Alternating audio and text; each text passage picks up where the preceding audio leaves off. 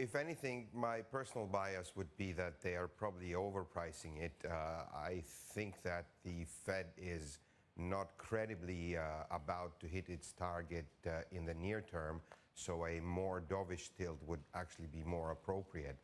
History has shown that the Fed generally tends to be a credible central bank, meaning it is really trying to hit its targets. So I would be more on the dovish side. But at the end of the day, I do not know, and the market says 50-50. So I think at the moment, nobody really knows. It'll depend on the data that we'll see in the next, between now and December. When you talk about hitting its target, I presume you mean the inflation target, but many central banks around the world are scratching their heads over this one. Economic growth is strong, job growth is strong, yet they can't get wage inflation in particular to move higher. So at some point, they're just going to throw out the rule book, say this is the reality we have to face now, and we have to normalize come what may.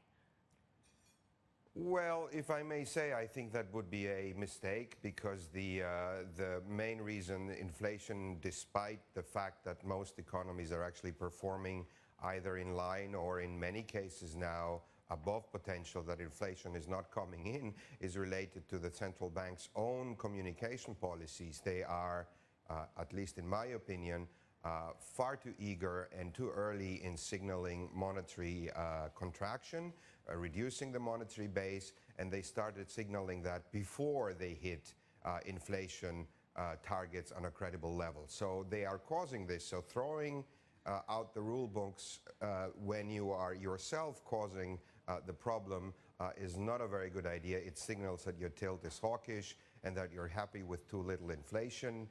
Or low inflation, and that has consequences for corporate earnings going forward and reduces the downside protection against recessions. So that would not be a good thing, but we will see what happens. Most central banks are credible institutions among the major ones, and they do tend to follow the market and listen to expectations, at least over time. Not the short-term fluctuations, but over time.